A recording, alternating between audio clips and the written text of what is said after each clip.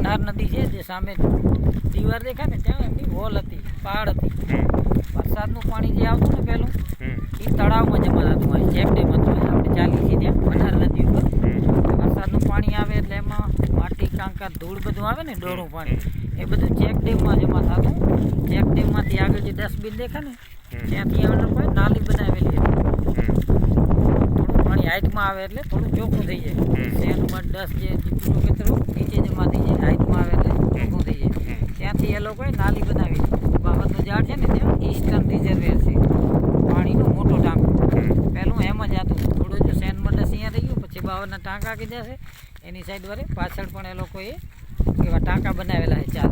જેમ જેમ પાણી રોકાઈને સરાતું જાય ને ગરાઈને તો કુદરતી રીતે ફિલ્ટર થતું જાય.